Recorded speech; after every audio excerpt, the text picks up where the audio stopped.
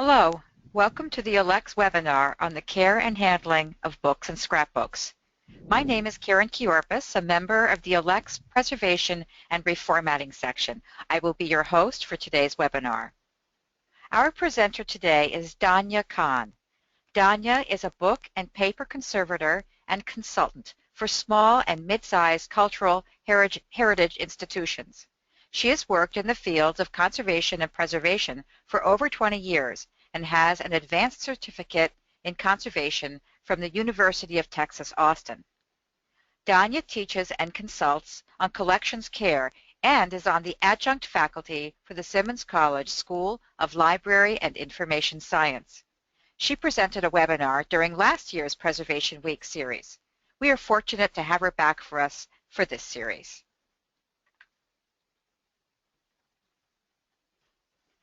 A few logistics for today's presentation. Please note all attendees are muted to prevent background noise. Note too that we do not have interactive chat capabilities. You may, however, comment on today's presentation using Twitter. The hashtag is ALCTSCE. Note, we do not monitor the Twitter feed, so if you have questions for Donia, please type them into the question box on your screen.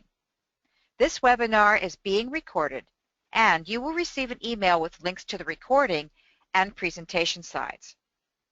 And now, here is Donia. There will be a slight delay as we change presenters. Thank you, Karen. While they're loading up my slides, I'm being made the presenter. I'm loading up my slides, and I need to move this over. I'm sorry, I'm talking to you while I'm thinking. It, for some reason, seems to make life a little easier for me. I'm going to show my screen. And why are you being difficult? I told you to load. Why do computers always get difficult when you want them to work? Okay. So, I'm sorry about that. Things went all kaflooey for a second. So, thank you for your patience and welcome everybody to the second in the Library Preservation Today webinar series on the care and handling of books and scrapbooks. What we're going to be talking about today are a little bit about the environment. We're going to talk about the storage furniture that you use for storing your books and scrapbooks, the storage area where you keep your books and everything. We're going to talk separately about storing and handling books as well as scrapbooks, because scrapbooks do differ from books, and so we're going to talk about how they differ so that you have a better understanding of why we do some of the things differently. So I'm going to ask Julie to pull up the first of my polls, which really is just a simple question for all of you, in finding out how many of you attended last week's webinar by Julie Mosbo on the environment. So if you could please answer that question, I would really appreciate it. It looks like we've pretty much got most of our people in, so we can close that poll. So about 73% of you attended last week's webinar. So that just lets me know that we can just do a slight recap. So if you remember from last week, if you have collections and users and staff in combined areas, we do want to keep our temperature at around 70 degrees. Anywhere between 68 and 70 is good. If your institutions are anything like mine, they like to keep the temperatures cooler in the winter, so great for your collections. It just means you have to bring extra sweaters to work. If you have dedicated storage, so you have a vault area or storage where staff and users don't actually stay for the whole time, that can be at about anywhere between 55 and 65 degrees, but no warmer than 65 degrees Fahrenheit.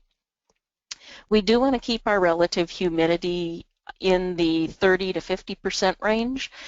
Lower than 30%, which I know many of us struggle with in the winter, gets our materials more brittle. Anything over 50%, and depending on our temperature, we do start to have concerns about mold. We want to make sure that we keep our light levels low, ideally turning off lights in unoccupied storage areas. We want to try to cover our windows with draperies or UV blocking film so that we can reduce some of the damage. And for anything on exhibition, we are going to limit that duration and keep, again, the lights low. And here we really do mean low, between 50 and 150 lux. And that's just to prevent damaging our collections while they are sitting there in storage. So that was just a quick recap of a lot of what Julie talked to you about last week. So now we're going to move on to a bit on storage furniture. And what we really want to think about is the best storage furniture that we can really afford. And some of us have absolutely no control whatsoever on what type of storage furniture we have, because it's what was there when we arrived at the institution. But it's important to actually know what you have, because that can have an impact on your collections. Most of us, if we're in academic libraries, public libraries, places like that, we're going to have the standard powder-coated steel shelving, which is really good. We've all seen it. It pretty much looks like typical library shelving. It's great to have. You can have, some of the older buildings may have shelving that's baked enamel, and that's just fine too. Some of you may have, in various storage places, the anodized aluminum or the chrome-plated steel shelving, and that's good for things primarily in boxes and not as much for straight books. A lot of us, of course, are going to be in places where we have some more historic shelving, where we have wooden shelves. And if you haven't heard already, most of us are familiar with the fact that wooden shelves do off-gas damaging materials for our collections. And we really want to be sure that our books, which are in direct contact with this wood, are being protected. You can either do that with Marvel Seal, which is a true vapor barrier. It's essentially tin foil that's been backed with polyester film, and it unfortunately does look like, if you wrap your shelves in Marvel Seal, it does unfortunately look like you've wrapped your shelves in tin foil with polyester film, but it does prevent any of those dangerous volatile organic compounds from penetrating and damaging your collections. But if your wooden shelves are in a much more exposed area, for example, if you are an historic house museum and these would have been the built-in shelves in the library, if you're a special collections and these are wooden shelves in your reading room, if they're particular display shelving, you can use Melanex, which is the brand name for the polyester film. You could use mat board. You could even just cover your shelves with water-based polyurethane. It's not going to be as effective, but it will help. And then I want to just make a quick, because we're talking quickly just about the different types of furniture. Compact shelving is something else that many of us may have, and I'm just going to put in an aside here. If you do have compact shelving in a basement or a space that doesn't have as good of environmental control, and you do get very humid and the shelving isn't open very frequently, you might want to leave it open with 2 or 3 inch gaps between all of the shelves, because you can get microenvironments in there that will cause mold to grow on your collections in compact shelving because you have a reduced air circulation and trapped moisture. So just use caution with your compact shelving. It's from personal experience in a basement storage area with compact shelving on an academic campus in the summer when nobody actually was really down there. So we've had a mold outbreak with that. In looking at our storage furniture, we don't only want to know what kind we have, but we want to take a look at just what type of furniture it is. And so we want to be aware of any furnishings that are of an adequate size or strength. And by that, I'm sure we've all seen at some point shelving that has bowed, or I'm sure we all have something that looks like this, which is the books are too big for the shelves that we have. And again, this is quite often a legacy problem. When the shelving was being purchased, somebody decided that 8-inch deep shelves were going to be fine. And as collections were shifted around in the library, oversized materials were placed on these 8-inch shelves. So then you get problems with severely overhanging books or even mildly overhanging books. And we do want to watch out for that because that can be a danger not only to the books but also to your patrons pulling off books. We want to watch out for any sort of rough surfaces because they will cause problems with abrasion to the bottom of your books. We want to think about any sort of projections, ridges, obstructions, sharp edges. All of these things can come not only from the shelving itself, but maybe from the structure of the building around it. So either from walls, doors, doorknobs can be very problematic. And then any sort of odd finishes, lubricants, adhesives, or other materials that may off-gas. So if you did decide to put that water-based polyurethane on your wooden shelves, you would want to be sure that you left it to not only dry, but to cure according to the directions of the manufacturer. Speaking as someone who has painted bookshelves in her personal abode, and not waited for them to cure as long as the manufacturer said, I can tell you, you do get lovely painted books on the bottoms where they've sat. So do be sure to be aware of any finishes that you are putting on your shelving. And of course, just always be very aware, again, of what sorts of shelving you have. Wood planks with cement blocks are generally not considered ideal for books. So we also want to think about the area that our books are stored in. So if you think about the image that you just saw, obviously a basement space, a rather small, narrow, tight space. That didn't necessarily have a lot of easy access or safe movement for collections because it was very tight. You want to be sure that you have area that allows air to circulate around your shelving. So again, that problem with compact shelving that may be closed for a lot of the summer in a damp basement is problematic.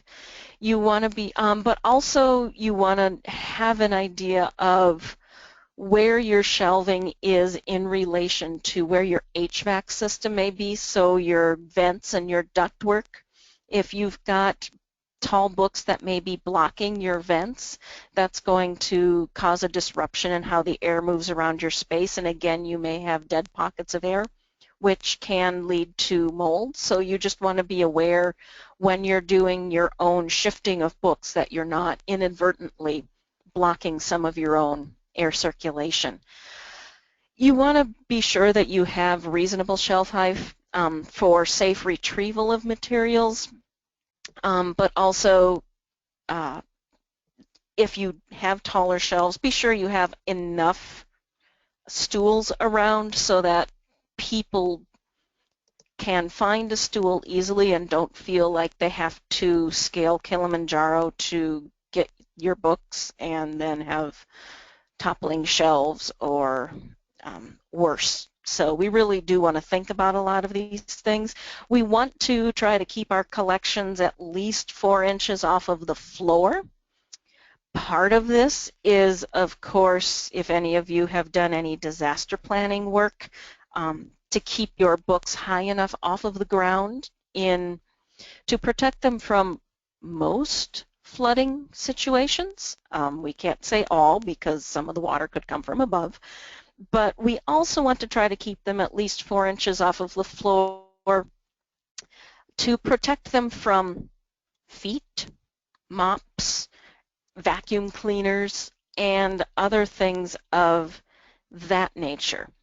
So you can see in this picture here that we've got some of our music scores. This is a music library in shelving that's not quite what these are, is it's not quite tall enough for them, so the tall scores have to be rotated on their sides, so they're sticking out quite far.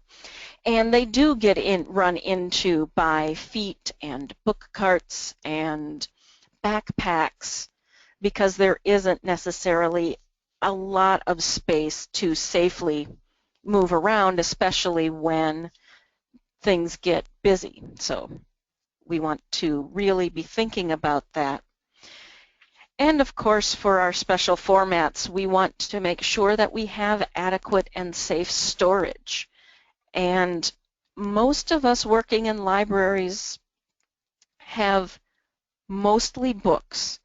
But again, anytime you work at an institution, you're going to have people donating things other than books, paintings, prints, pictures, audio tapes, videotapes, computer disks, you start naming it. We just want to be sure that even though we're talking mostly about books today, that we understand that other types of collections materials do need special handling, special shelving, and the like. I want to also at this point in talking about the storage area touch on something else that Julie had talked about last week, just as a reminder, because repetition is always a good thing. Make sure you're keeping up with your housekeeping.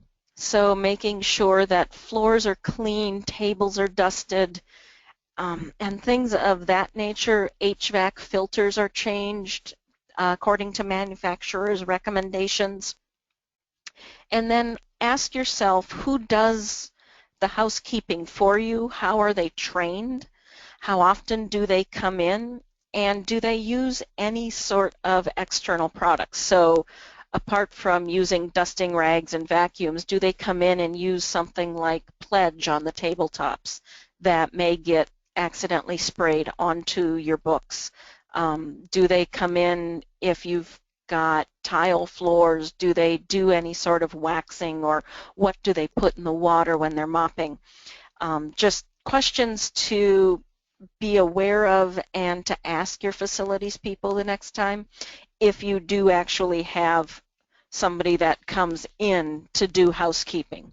If you're in a situation where you are the cleaning staff as well as the library staff, then just be aware that periodic cleaning is good for your collections. It keeps down dust, which will, of course, keep down the mold, as you learned last week. So getting some of those preliminaries out of the way, we are going to spend some time talking now about really, the nitty-gritty of storing and handling our books. So essentially we're going to talk about 2 different types of books. We've got regular sized volumes that are stored vertically on shelves, and we've got the oversized volumes, generally which are classified as over 18 inches tall. And those would be stored ideally horizontally.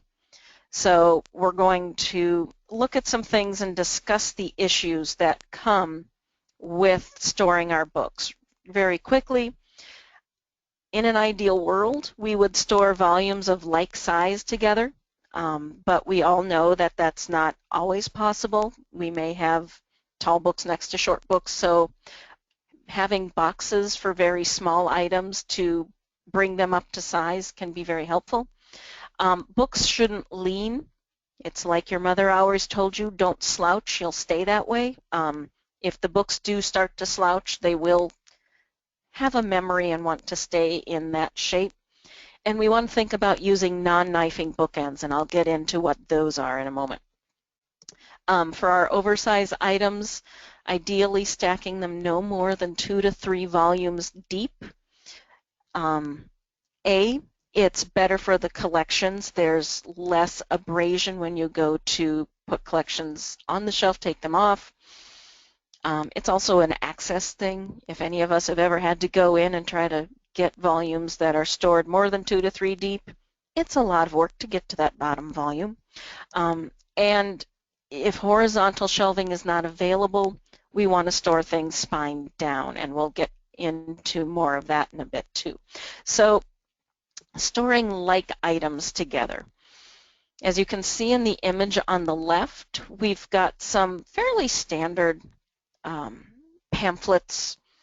They're about, the 12-inch tall type, and you can see stuck right in the middle of them are a couple of really short items in relation to those taller items. And what will happen over time, especially if you have relative humidity fluctuations where the paper in those bindings is expanding and contracting, is it's going to start to really kind of bow out. It's going to start to get creased, especially where the orange and black, the tall orange and that short black item come together.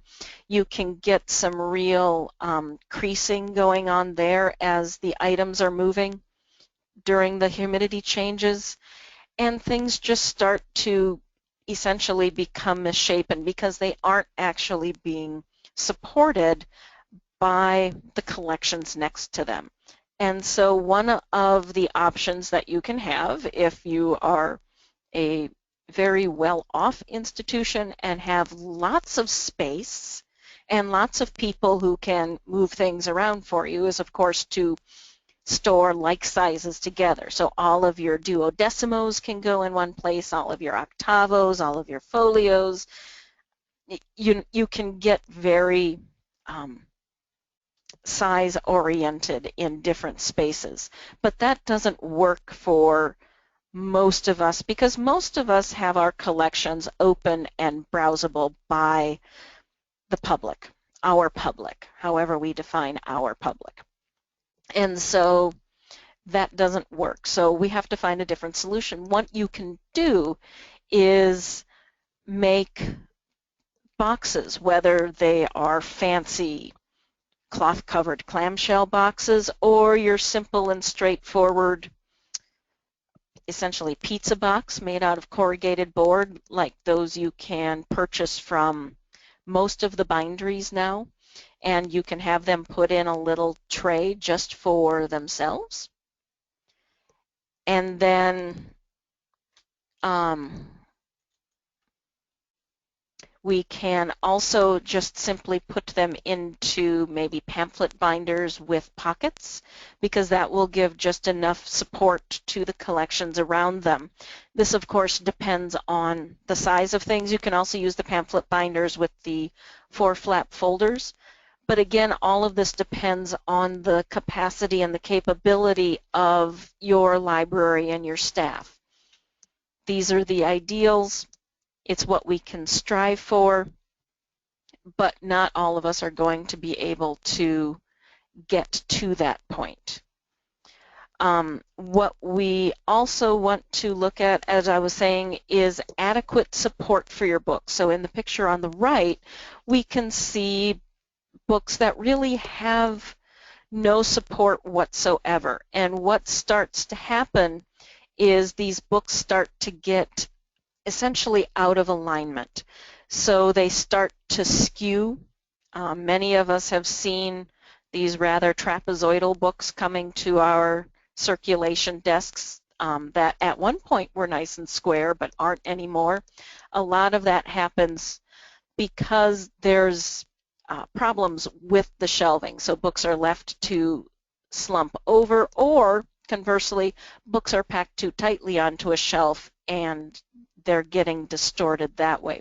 So we just want to make sure that there is adequate support for their books so that they don't lean, but again, on the flip side, so that they aren't too squished in. Our books like a little bit of elbow room, but they do like support from their neighbors.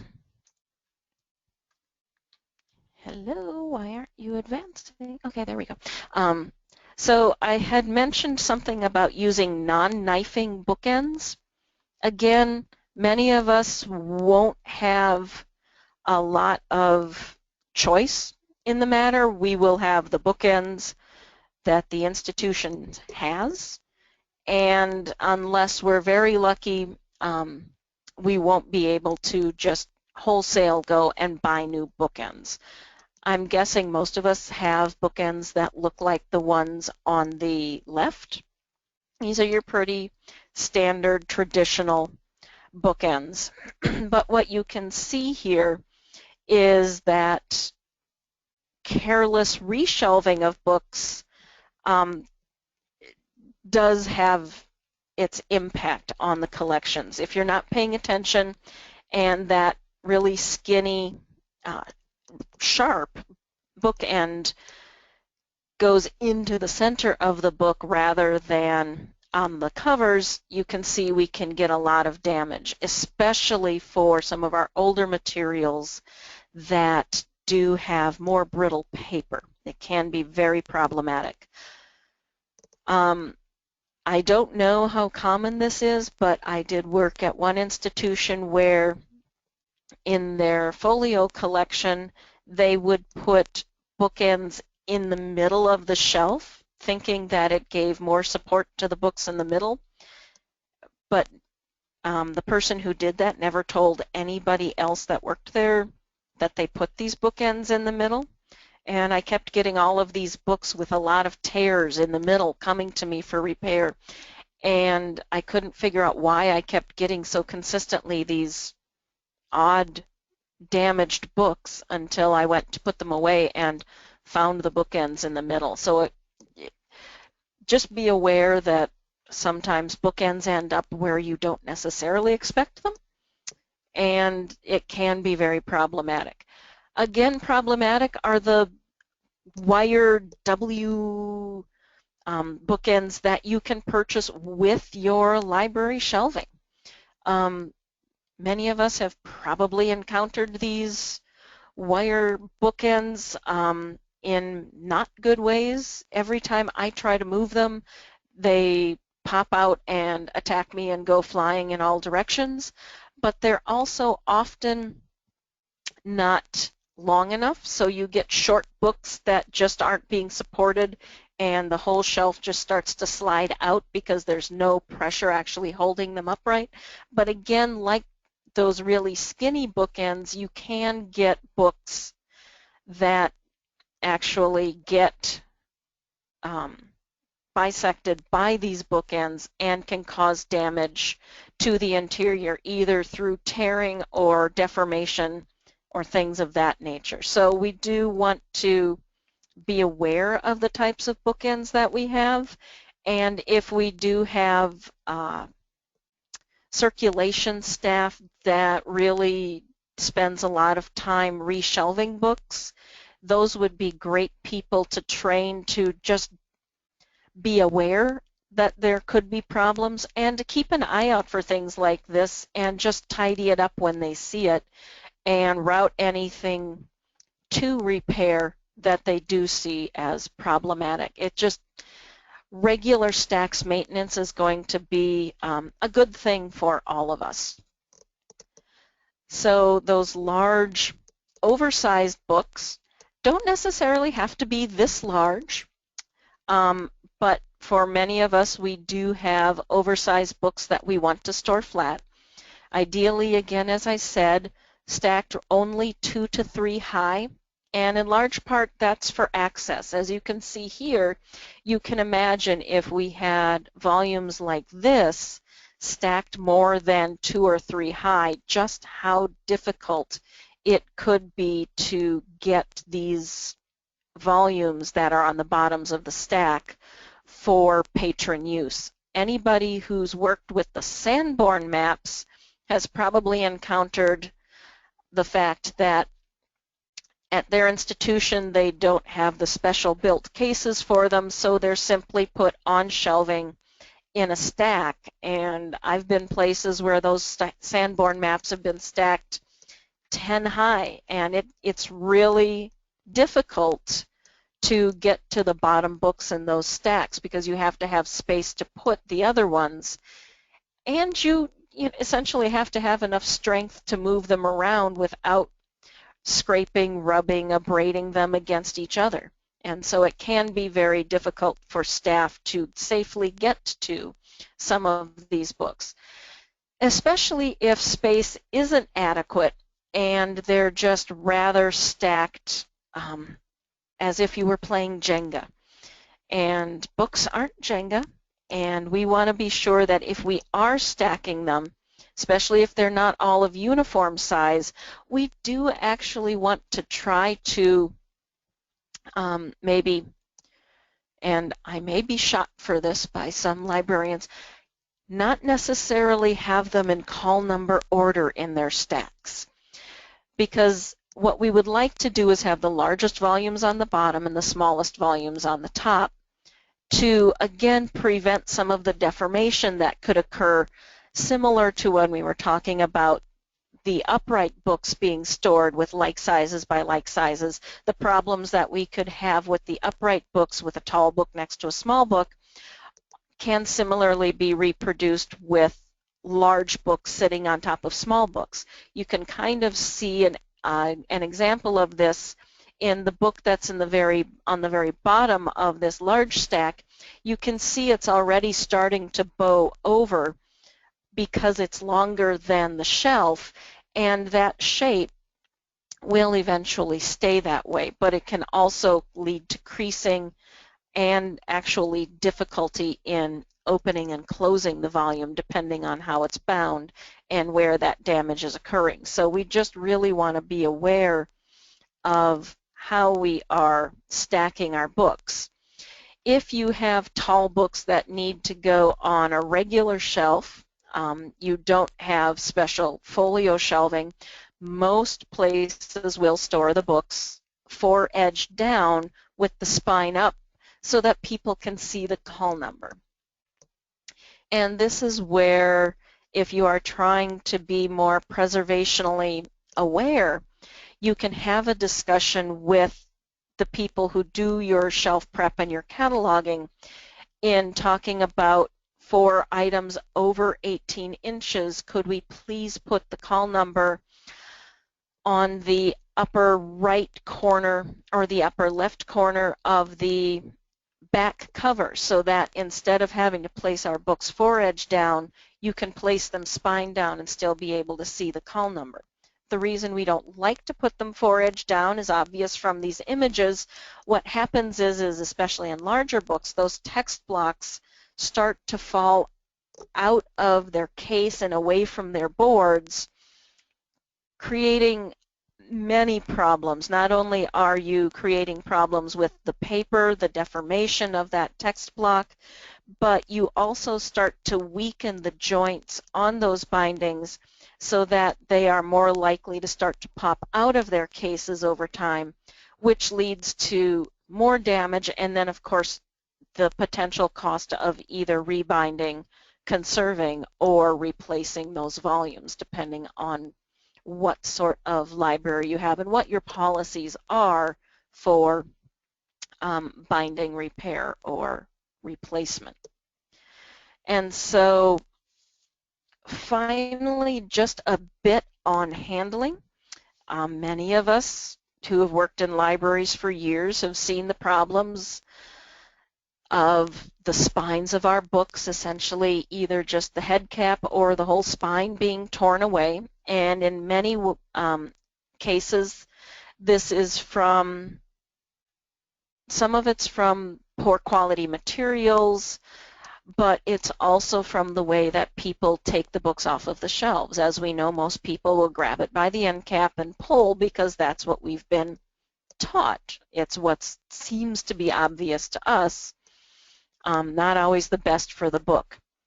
Ideally, you would push the two books to either side in from the shelf and then grab the book, as you can see on the image on the right, and pull it out that way. It's not always possible to do that, but if anything, if you put your finger on the head of the book and not on the spine and tip it out that way, at least you're giving a little bit more support to the pressure that you're putting on the book to pull it out. It all really depends on how much public awareness you provide for your staff, how much training you do, and then also how tightly packed your shelves are. Some shelves are really tightly packed, and it is difficult to get the books out without damaging them. So it's just something that it helps to be aware of what practices are in place in your library. A lot of this that I know gone through fairly quickly is the ideal.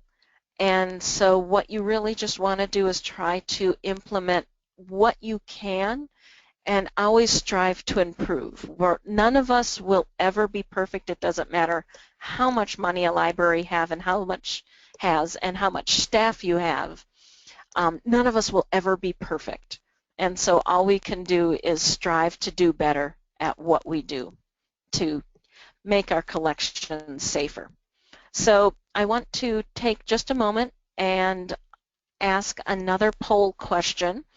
I'm assuming that many of you will answer yes to this, but do you have scrapbooks in your collections that are problematic for you?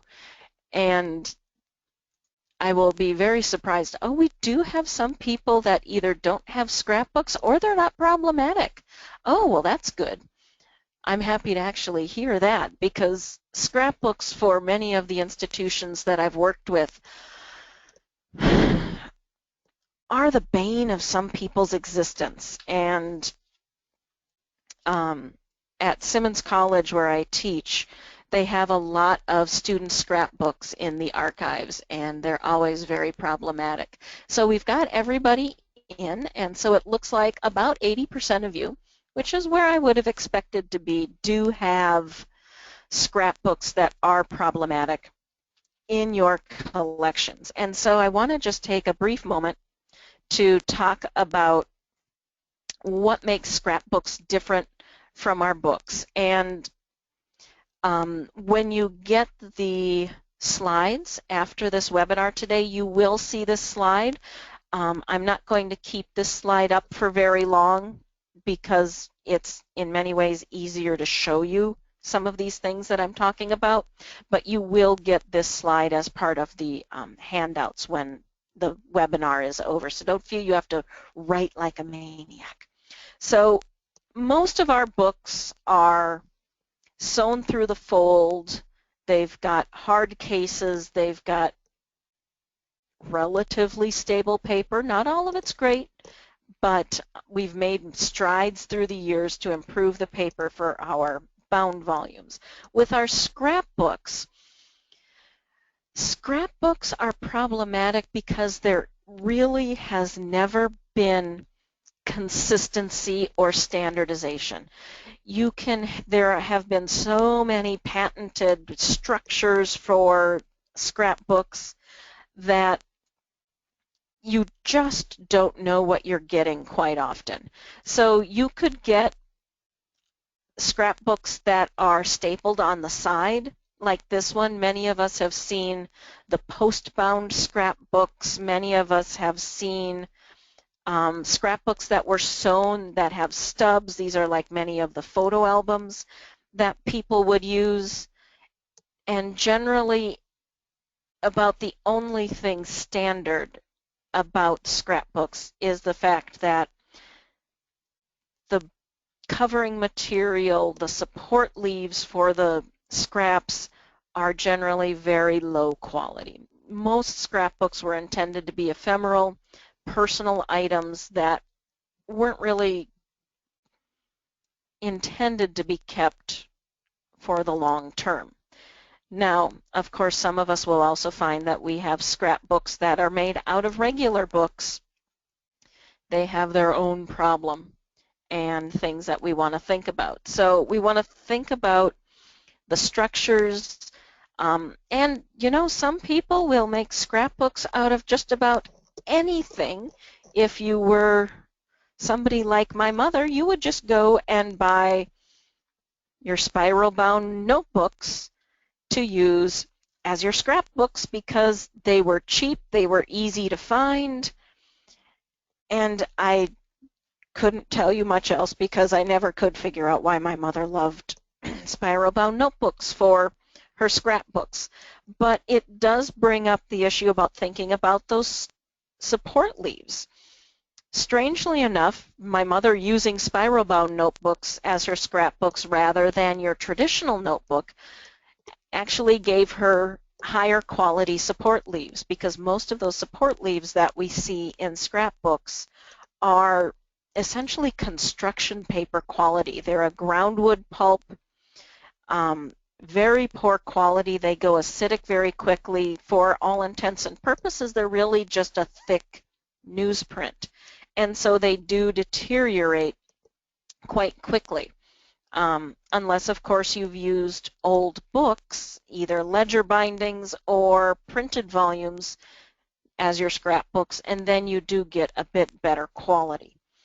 But for the most part, the paper quality, again, is not what we would like for this type of book, because not only are we putting photographs, newspaper clippings, letters in, but you will get scrapbooks with just about any type of scrap, using the word scrap loosely here, that you can imagine.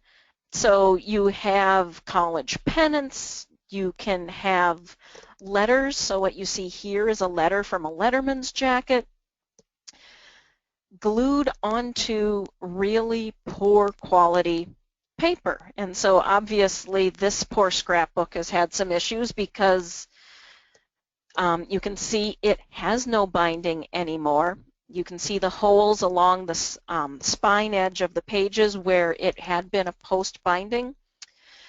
The paper deteriorated to the point where the posts were just tearing out.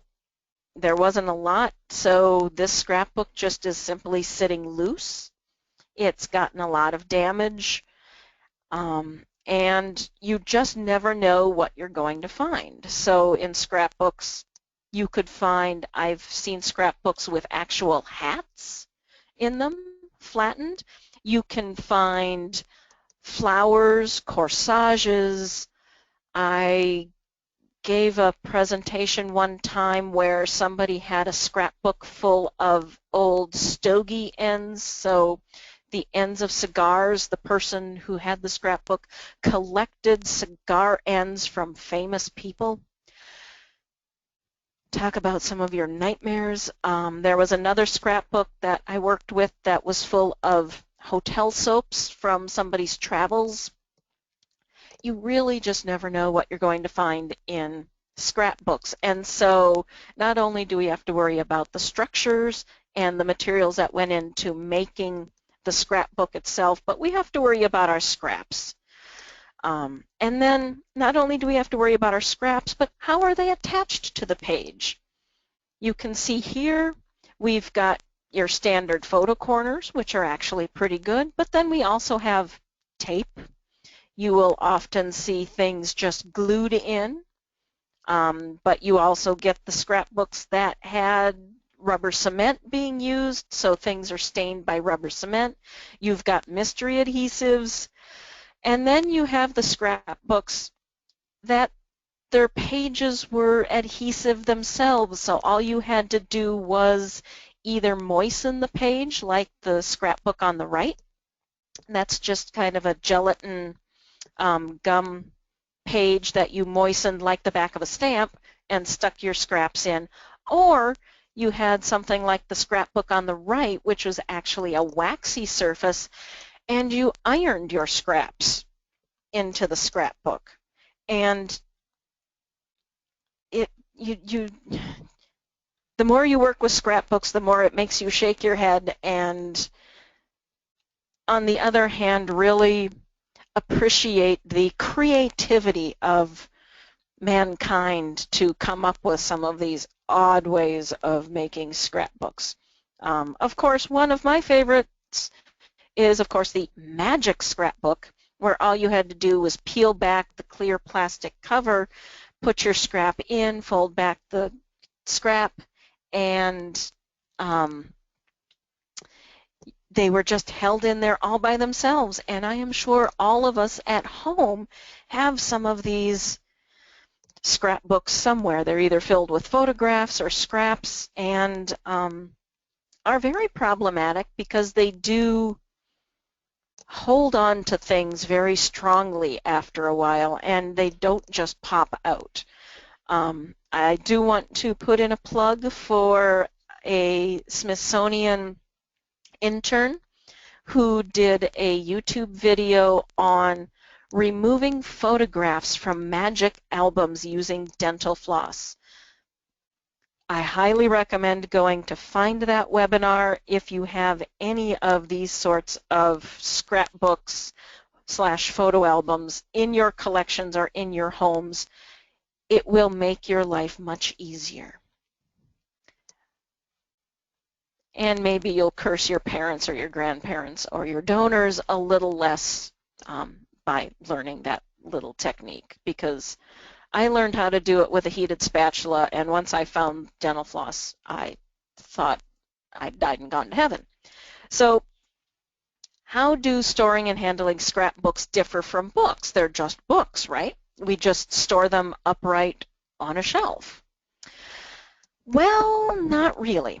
And again, I'm going to skip through these to get to the pictures to actually talk to you about these points while you can see the scrapbooks.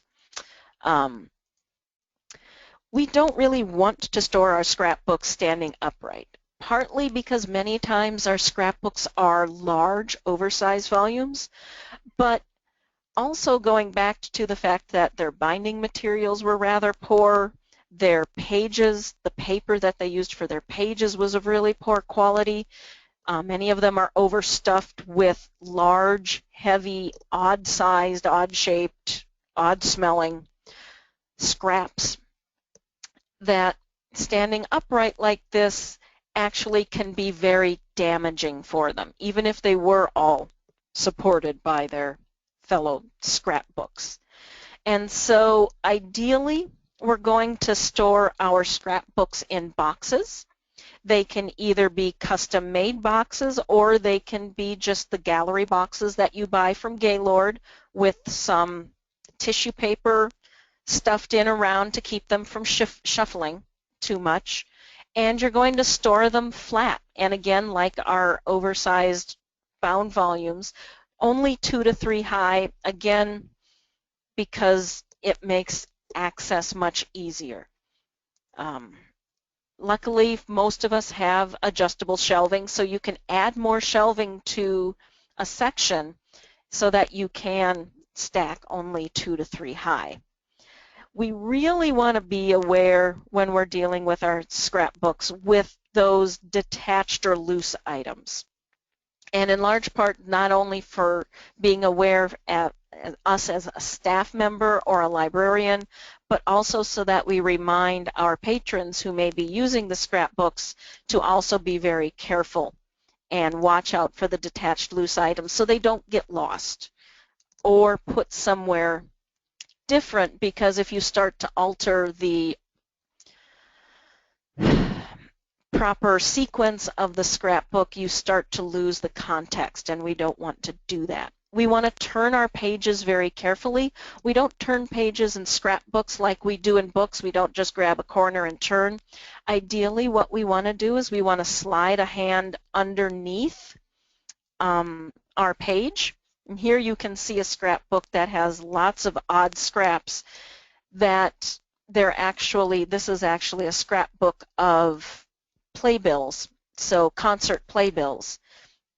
And so the playbill is actually heavier than the page of the scrapbook. So if you went to turn the scrapbook page, the playbill would just fall out. So what you want to do when you're turning pages in scrapbooks is to slide your whole hand underneath the page and actually sandwich it then between your two hands and turn it very carefully so that items don't fall out or tear a page or get torn themselves. When you're done looking at a scrapbook, you want to close up the scrapbook and make sure there's nothing sticking out. Well, nothing sticking out that can be tucked in. Sometimes you have, again, a scrapbook like this where items are sticking out, and it's just because the item is actually bigger than the scrapbook that it's in. Again, problems that you really find in scrapbooks quite common, but you can take this same sort of making sure everything is all tucked in with any of the regular bound volumes you have that may have fold-outs. So making sure fold-outs are folded back properly and in their books would be similar for our bound volumes. And if we have any sort of odd things in scrapbooks that could be damaging, we want to think about interleaving. Some people will recommend you just automatically interleave every page. If you do that, it can lead to problems, and I will show you the problems about just interleaving willy-nilly in a second. But sometimes you do want to interleave. So one of the things you can see here is at the very right-hand side of this image you have a green bit of wrapping paper. I don't know why my mother put a green bit of wrapping paper in her scrapbook. It's not labeled with anything. Again, I don't ask. Sometimes my mother does odd things. But you can see that there's a pink, that pink that's on the green foil wrapping paper is actually an ink that's sitting on top of the foil. And you can see the damage that it's done to the card on the facing side of this page. So if you have items that are damaging to other items that are in contact with it, you would want to interleave those. You would also want to think about interleaving any of those pre-glued pages. So if you remember, I showed you the scrapbooks that had the gum that you just wet or the wax that you ironed on. Those items you would want to interleave as well, because if something gets activated, you don't want the glue sticking to the face of the scrap that you have on the opposite side, especially if these are important scrapbooks to your institution. We also want to use caution. Some of the pre-glued scrapbooks came with just rows, or columns, I should say, of dots. As you can see here, you can see that real waviness. That is a result of all of these columns of dots in this. Just moisten the dots and stick your scrap in. If you have something like this, you definitely don't want to interleave it, because what happens is your interleaving sits on the tops of all of the mountains that are caused by those ridges and don't conform to the valley parts. And so what happens is you start to get those high points abrading, and you can lose the information that is in your scrapbook. So you don't want to think about interleaving items like that, and you just want to be careful with your interleaving.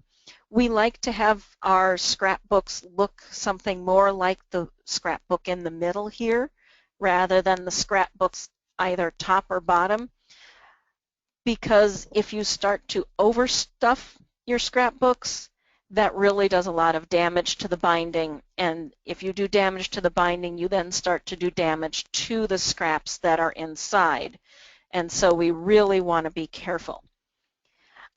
If you have items that are falling out, like we talked about a little bit earlier, it doesn't hurt to collate that scrapbook and mark on those loose items where they were found, so that even if they do get out of order, they can be put back in their rightful place.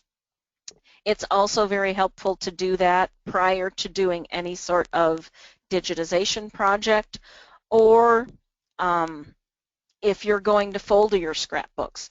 It is perfectly acceptable if you have scrapbooks that are falling apart, like the one that I showed you that was a post-bound scrapbook, which is similar to the one in the middle here. If you have just bindings that are completely falling apart, which is really like the one on the top here, you can disbind them, collate them, so number each of the pages and put each individual page in a folder and box, either in, depending on the size of your scrapbook, in a standard flip-top box or in a gallery box. Oh, right. Please don't use Post-it notes in your scrapbooks. I know they make it handy for noting items that you may want to get to in the future, but they're just bad form and actually can do a lot of damage. Trust me, the adhesive is stronger than you think, and it does leave residual adhesive that will attract dust, so best not to use them. Slips of paper and pencils are always good. So most of us probably have something that looks like this, and what we, these are from an institution that I worked at, stacks of scrapbooks, and I can't remember what the rolled items were, to be perfectly honest, but the solution at this institution for a long time was to wrap those scrapbooks in paper and tie them with string and stick them on the shelf. And at the time, it was the best that they could do, and it worked. It actually isn't ideal, but it kept everything together, protected from light, protected from dust, and in some ways protected from the precarious nature of how they are perched on those shelves. Now, much better was taking off the paper, taking off the string, putting them in boxes and actually labeling the boxes so you knew what was in there and you could access those collections much more easily, and actually not feel guilty taking them out to a patron to look at in the state that they're in now as compared to what they were in earlier. So again, if you have a scrapbook, just a little bit of image here, that is falling apart, it is perfectly okay. I'm telling you this, it's okay to take it apart and number each page and then number each folder, put a page in the folder, and put the folder in a box. It's okay. Because if it comes down to having the original scrapbook in its original binding and having it fall apart and be damaged every time somebody wants to look at it versus having access and safe access that protects the item, it's better to box the cover and pages separately so that you can better take care of your items. It reduces the need for interleaving, it gives better protection to all of the scraps, and it makes it easier for people to look at. Do they get the same experience at looking at a scrapbook? No, but in reality, it's safer overall for the item. So I haven't seen any questions pop up as I've been going along, but does anybody have any questions? I know I've thrown a lot of information at you in a very short period of time, and I'm sorry about that. I just get to talking and I can't stop, but I am happy to entertain any questions that anybody has. So I did have one question come through from one of our organizers. That's actually a good question. She was asking about the wooden shelving. Is it actually the wood itself that off-gasses, or is it the finish? And actually, that question is yes to both. The wood itself does off-gas, and unfortunately for us, one of the biggest biggest offenders in terms of wood for off-gassing is oak. And for most of us, what are our shelves made out of? Oak, because it's a really tight-grained and strong wood and has a nice grain that's pleasing to the eye. So unfortunately, oak gives off a lot of formaldehyde. And if you think about it, formaldehyde is what we use to essentially pickle dead things in jars, or used to anyway, and so it doesn't do much good for your books. But also if you've got, depending on the type of finish that's on there, if you've got oil-based finishes, some of those really will off-gas as well, but they don't tend to off-gas for as long, so if you let them cure properly, they're pretty much done, but the wood will continue off-gassing for years. Thank you, Donia. Yeah, I'm I'm not afraid seeing we're any other just about questions. out of time. Yep. I think you've given us a great presentation today, some wonderful images to support your lessons, and I noticed a couple of nice baby pictures as well. Oh, yes. Thank you to all our attendees.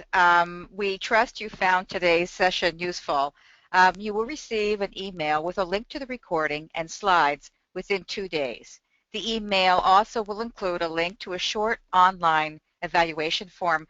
Please take a few minutes to respond to the questions, as your comments help the Continuing Education Committee improve its webinars and plan future events. Also, you now have the opportunity to receive a certificate of attendance. That information will be in the email as well. Thanks And to our presenter, Donia Conn.